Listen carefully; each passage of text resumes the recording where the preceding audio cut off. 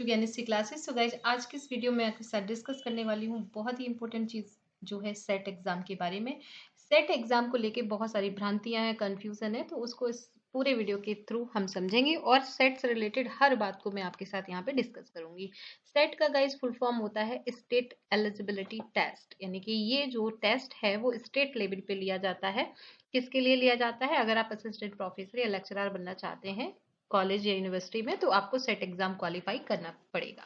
Net और set में क्या डिफरेंस होता है? यूजीसी नेट को कंडक्ट करती है, वहीं सेट को अलग अलग गवर्नमेंट एजेंसीज या जो भी अपेक्स बॉडी होती है उनके द्वारा कंडक्ट किया जाता है। नेट नेशनल लेवल पे काम करता है, यानी कि नेट आप पास कर लें एक बार तो आप पूरे इंडिया में कहीं पे भी असिस्टेंट प्रोफेसर बनने के लिए एलिजिबल हैं। वहीं अगर आपने सेट किया, सपोज जैसे अभी असम सेट का फॉर्म आया, तो सिर्फ असम में ही वो वैलिड होगा, पूरे इंडिया में वैलिड नहीं होगा, पर्टिकुलर उसी स्टेट के लिए होता है।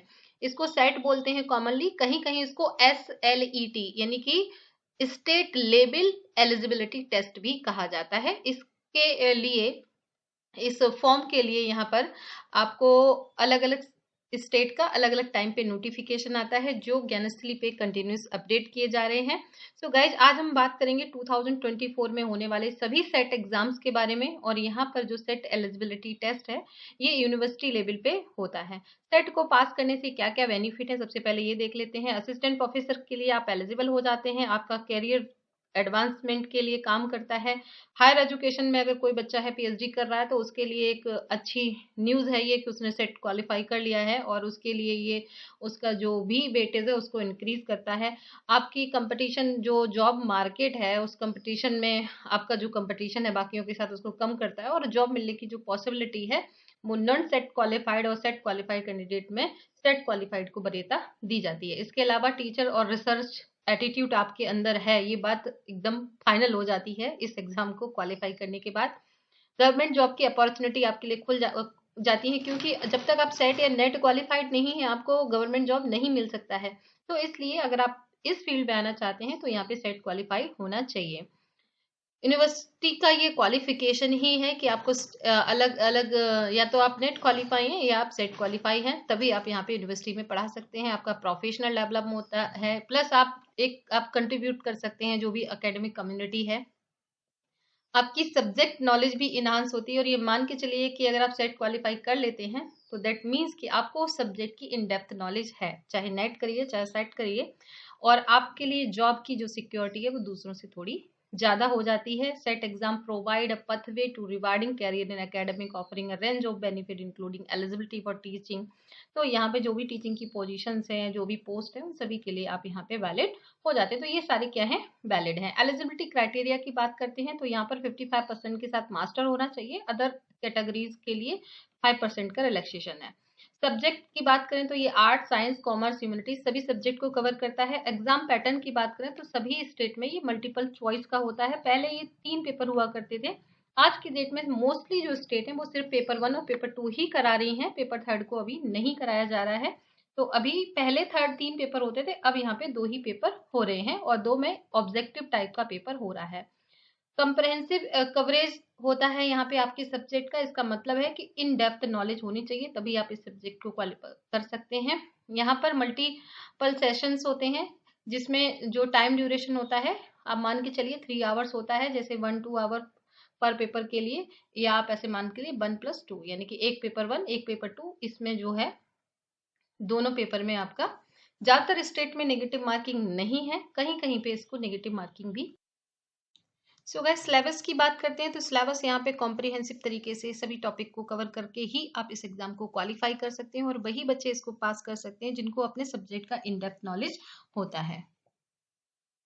एज लिमिट की बात करें तो usually no upper age limit for applying, अगर आपकी कोई भी एज है आप इसको अप्लाई कर सकते हैं। एडमिट कार्ड के लिए बात करें तो एग्जाम से कुछ दिन पहले, कुछ वीक पहले इसका एडमिट कार्ड आ जाता है, और किसी भी एग्जाम को देने के लिए एडमिट कार्ड आपके लिए ज़रूरी है। एग्जाम देने के कुछ टाइम बाद इसका रिजल्ट डिक्लेयर हो जाता है, और जो सक्सेसफुली आप अपना कुछ समय बाद सर्टिफिकेट डाउनलोड कर सकते हैं।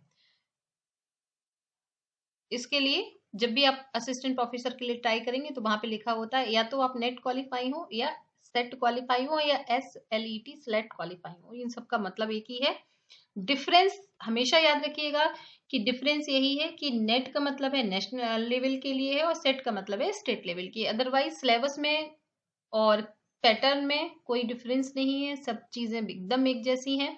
तो इसलिए अगर आपकी स्टेट सेट का एग्जाम लेती है तो आप इसको जरूर दे दीजिएगा। दूसरी बात गाइज ये है कि अदर स्टेट के लोग भी दूसरी स्टेट में अप्लाई कर सकते हैं, लेकिन उन्हें जॉब वहीं पे करनी पड़ेगी। स्टेट वाइज सेट एग्जाम की बात करें तो 24 में कौन कौन से होने वाले हैं। अभी रिसेंटली आंध्र प्रदेश सेट जो है वो आने वाला है या आ चुका होगा, बिहार सेट आने वाला है, Chhattisgarh, Goa set, Gujarat set, Haryana set, Himachal Pradesh set, Jammu Kashmir set, Jharkhand set, कैसला set, Karnataka set, MP set, Maharashtra set already आ चुका है। इसके अलावा Orissa set, Punjab set, Rajasthan set, Tamil Nadu set, Telangana set, Uttarakhand set and West Bengal set. इस वेस्ट बंगाल का एग्जाम हो चुका है, अब दूसरा होगा। इस तरह से यहाँ पर गाइज अलग अलग स्टेट के द्वारा अलग अलग तरीके से इसको कराया जाता है। एग्जाम के लिए एलिजिबिलिटी क्राइटेरिया, वैसे तो सभी के लिए जो क्वालिफिकेशंस की बात करें तो यहाँ पे जो 55% मार्क्स है वो सभी के लिए चाहिए इसको भरने के लिए। और जहां तक मुझे पता है इसके लिए रिजर्व कैंडिडेट के लिए थोड़ा बहुत जो रिलैक्सेशन है, जैसे 5%, कहीं पे 3% दिया रहता है। पीएचडी जो होल्डर्स होते हैं, जिनका पीएचडी हो गया है, उनको एक तरीके से एग्जम्प्टेड है, उनको जो उनके लिए किसी भी तरह का कोई परसेंटेज का वो नहीं है कि अगर आपका मान लीजिए मास्टर में 55% या 50% नहीं है पर आपने पीएचडी कर ली है तो आपको यहाँ पे एग्जेम्प्टेड है, आप फॉर्म भर सकते हैं। एज लिमिट की तो कोई अपर एज लिमिट नहीं है। नंबर ऑफ अटेम्प्ट में कोई भी वो नहीं है, कितने भी अटेम्प्ट दे दीजिएगा, कोई इशू नहीं है। सब्जेक्ट जो है पोस्ट ग्रेजुएशन में आपने जिस सब्जेक्ट से पीजी किया होगा उसी सब्जेक्ट में आपको सेट देना होगा। और इसके लिए जो डिग्री चाहिए वो यूजीसी से एफिलिएटेड होनी चाहिए यूनिवर्सिटी। सेट एग्जाम के पैटर्न की बात करें तो मल्टीपल यहाँ पर जो दो पेपर होंगे। पेपर 1 में टीचिंग एंड रिसर्च एप्टीट्यूड आता है, जिसमें ये देखा जाता है कि टीचिंग और रिसर्च मेथोडोलॉजी में कि जो क्वेश्चंस होंगे आपका reasoning, comprehensive, diverse thinking and general awareness के, जैसा आपका नेट में होता है। और पेपर 2 जो है वो आपके कैंडिडेट के रिलेटेड सब्जेक्ट का आता है। कहीं पे अगर पेपर 3 हो रहा है तो वहां पे फिर वो डिस्क्रिप्टिव मोड में होता है और उसमें अगर ऑब्जेक्टिव भी है तो उसमें और ज्यादा डिटेल में क्वेश्चन आते हैं और पेपर 2 में यहाँ पे फैक्चुअल क्वेश्चन आते हैं। बट अभी इस वक्त का जो सिनेरियो है, ज्यादातर स्टेट ने अपने यहाँ पेपर 1 और पेपर 2 ही रखा है। लेकिन अगर कोई स्टेट 3 भी करा रही है तो वो नेट का पहले जैसा होता था वही हो जाता है। स्पेसिफिक की बात करें तो डेप्थ नॉलेज और एक्सपर्टाइज चाहिए आपको अपने सब्जेक्ट में। एग्जाम का जो फॉर्मेट है वो डिस्क्रिप्टिव टाइप है, नहीं है, अभी ऑब्जेक्टिव टाइप है ज्यादातर स्टेट में, और कहीं कहीं पे इसको डिस्क्रिप्टिव टाइप भी ले रहे हैं। ड्यूरेशन ऑफ पेपर वैसे तो 1 से 2 आवर्स तक होता है, कहीं कहीं इसको 3 आवर्स है। प्रेजेंट टाइम जो नेगेटिव मार्किंग है सभी में नहीं है, कुछ जगहों पे सेट एग्जाम में नेगेटिव मार्किंग है पर ज्यादातर में देखेंगे तो नहीं है, ये एक अच्छी बात है। सब्जेक्ट जो चॉइस है वो आपको अपने जो भी आपने मास्टर किया होगा उसके अकॉर्डिंग करना होगा। सिलेबस की बात करें तो अगर वैसे तो सिलेबस जो है वो दिया होता है, फिर भी अगर नहीं दिया है तो आप यूजीसी का जो सिलेबस है नेट का उसको डाउनलोड कर लीजिएगा। अदरवाइज मैं टेलीग्राम पे अभी कुछ दिन पहले ही मैंने इसका आसाम सेट का सिलेबस भी शेयर किया था, तो इस तरह से आप देख सकते हैं। ये ऑफलाइन भी होता है कई जगहों पे और कई जगहों पे ऑनलाइन भी होता है। तो ये जो अथॉरिटी कंडक्ट कर रही है उस पर पूरी तरीके से डिपेंड करता है कि एग्जामिनेशन का मोड क्या होगा। इसके लिए हमें उसी नोटिफिकेशन को पर्टिकुलर देखना होगा। और कुछ लोग जो है वो जो मॉक टेस्ट रहते हैं या फिर जो भी उसकी वो अपलोड कर भी देते हैं, कुछ लोग नहीं भी करते हैं। तो ज्यादातर ऑफलाइन होता है तो हमें बड़ी आसानी से सेट के जो पुराने पेपर्स हैं वो मिल जाते हैं। So each state India typically conducts its own set eligibility test to determine the eligibility of candidate for the post of assistant professor और lecturer in university and college। जैसे महाराष्ट्र सेट हो गया जिसको MS सेट बोलते हैं, Tamil Nadu state eligibility test जिसको TN set बोलते हैं। तो इस तरह से कई जगह ये होता है। जैसे एक स्टेट यूपी का हम एग्जाम्पल ले लें तो यूपी में अभी सेट का एग्जाम नहीं होता है। अब गुजरात की बात करें, गुजरात सेट का जी सेट का, तो इसका जो नोटिफिकेशन है वो ज्यादातर फर्स्ट वीक ऑफ मार्च में आ जाता है। इसमें यहाँ का इसका थर्ड वीक ऑफ मार्च में आपका एप्लीकेशन फॉर्म भरना शुरू हो जाता है। एडमिट कार्ड मई में आ जाएगा, जी सेट का जून में हो सकता है। तो ये डिपेंड करता है, जरूरी नहीं है कि ये डेट बिल्कुल फिक्स रहे, हाँ वेरी कर सकती हैं, लेकिन एक टेंटेटिव आइडिया हमको मिल जाता है कि ये इस समय हो सकता है। राजस्थान साइड की बात करें तो अभी अनाउंस ही नहीं हुआ है। इसकी बात करें हम केरला सेट की, तो ये 4 सितंबर में, अक्टूबर में इस समय होता है। ठीक है, तो इस तरीके से अलग अलग जो स्टेट रहती हैं वो अपना MS सेट की बात करें तो ये भी मार्च में मई में, जून में, इन जुलाई में, इस समय ही होता है। तो इस तरीके से ये अलग अलग स्टेट के द्वारा अलग अलग टाइम पे किया जाता है। अब बात करते हैं हम सिलेबस की। तो क्या सिलेबस आता है? सिलेबस में पेपर 1 की सबसे पहले बात करते हैं। तो टीचिंग एंड रिसर्च एप्टीट्यूड में टीचिंग एप्टीट्यूड क्या है? Research, communication, reasoning comprehension, logical reason, data interpretation, verbal and non verbal reasoning, data interpretation, reading and comprehensive skill, verbal and non verbal communication skill. And paper 2 जो है, जो candidate ने choose किया है, उसी post graduation का जो syllabus है उसी से आप प्रिपरेशन कर सकते हैं। इसके लिए अगर हम बुक्स की बात करें तो टीचिंग एंड रिसर्च एप्टीट्यूड के लिए आप ट्रूमैन की बुक ले सकते हैं।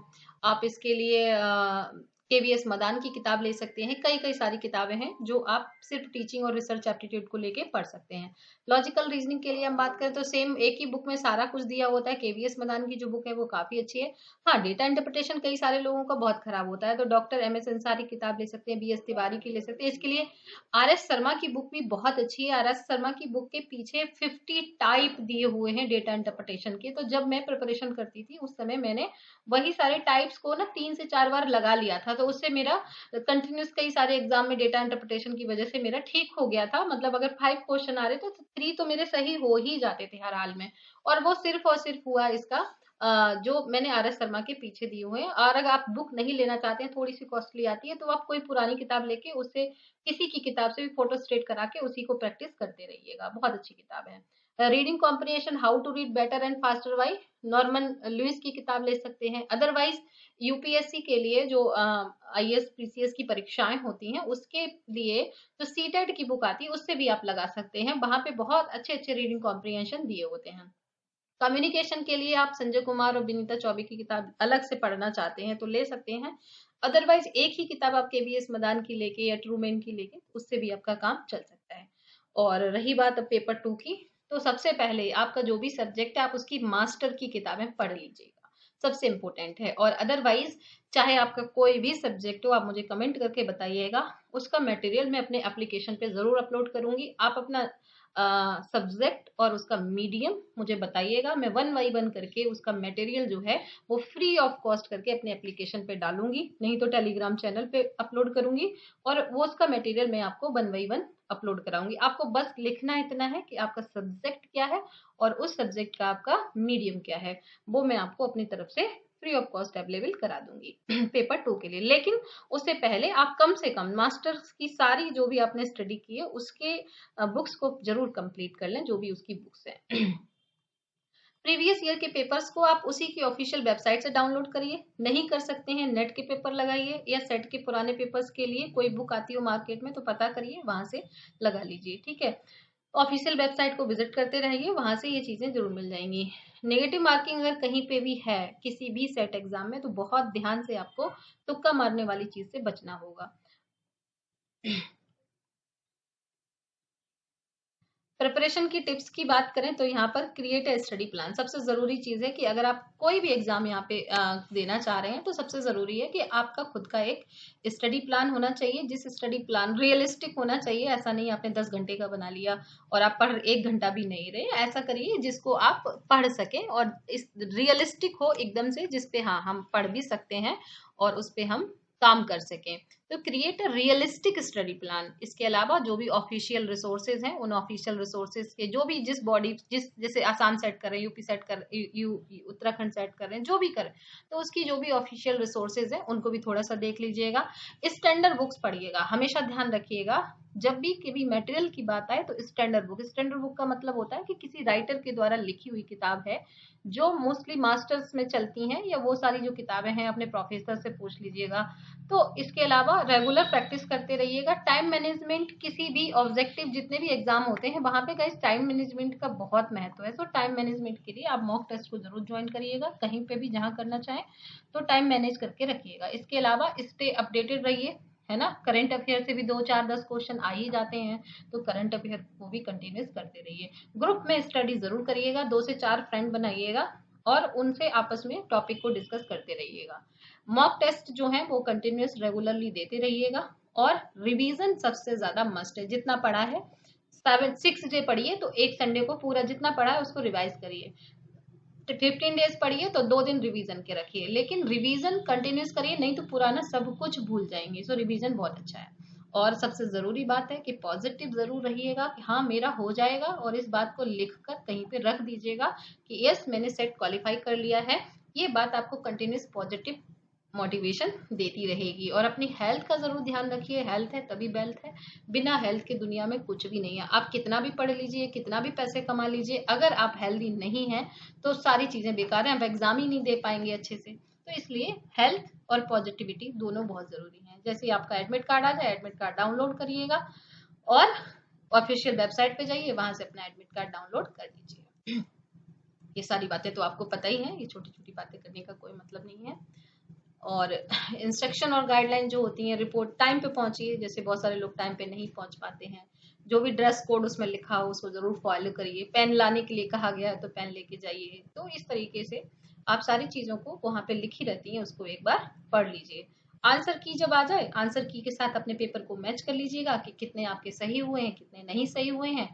और कभी भी ज्यादा परेशान मत होइएगा, एक क्वेश्चन गलत हो गया तो परेशान मत होइए। 10 जैसा भी हो जाए पेपर, फाइनली उसको आप अपना डाउनलोड कर लीजिएगा। ठीक है, कोई कोई बहुत बड़ा कोई इशू इसमें नहीं होता है। जब हम बार बार उस पेपर को देखते हैं तब हमको टेंशन होती है कि मेरा खराब हो गया पेपर। तो बहुत ज्यादा उस पर ज्यादा परेशान नहीं होना है। मेन चीज ये है कि हमें ज्यादा पैनिक नहीं होना है, बस कंटिन्यूस स्टडी को करते रहना है और रिजल्ट आ जाए देख लीजिएगा। आई होप कि आप सेलेक्ट हो जाएं। सबसे अच्छी बात है कि आपका सिलेक्शन हो जाना चाहिए। किन यूनिवर्सिटीज में या किस कॉलेजेस में, यहाँ पर पुणे जो है वो एक्सेप्ट करता है, मुंबई में भी एक्सेप्टेड है university, Calcutta, Chennai, Hyderabad university, Jaipur university, university of Kerala, university of Lucknow, Gujarat university, Punjab university, Goa university, Andhra Pradesh university, ये सारी यूनिवर्सिटी में सेट एग्जाम को भी वैल्यू नेट के बराबर ही दी जाती है।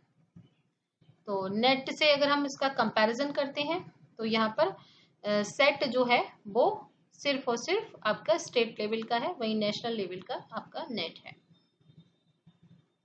करें तो नेट को जो कंडक्ट करता है यूजीसी कराता है और सीएसआईआर कराता है थ्रू एनटीए। और सेट के लिए अलग अलग बॉडीज हैं, अपनी स्टेट की जो भी उनकी एजेंसी होती है उसके थ्रू वो लोग कराते हैं। एलिजिबिलिटी क्राइटेरिया दोनों में सेम है। नेट का 2 बार होता है, सेट जो है वो एक ही बार होता है, एक 1 ईयर में। सैलरी और जॉब की बात करें तो very based on the institution है ना, जिस इंस्टीट्यूशन में कुछ अलग अलग रहता है, लेकिन अगर गवर्नमेंट जॉब में जाते हैं तो कोई डिफरेंस नहीं होता है। तो इस तरह से ये हो गया आपके नेट और सेट के बीच में difference. So guys I hope कि आपको आज का वीडियो पसंद आया होगा और आपकी बहुत सारी क्वेरीज भी सॉल्व हुई होंगी। इसके अलावा भी अगर आपकी कोई क्वेरी है, कोई क्वेश्चन है तो आप मुझसे पूछिएगा, मैं आपकी बिल्कुल हेल्प करूंगी। चैनल को सब्सक्राइब जरूर करिएगा, वीडियो को लाइक करें और कमेंट में जो मैंने आपसे कुछ चीजें वीडियो में कही हैं उनको जरूर बताएं। And thank you so much and wish you all the best.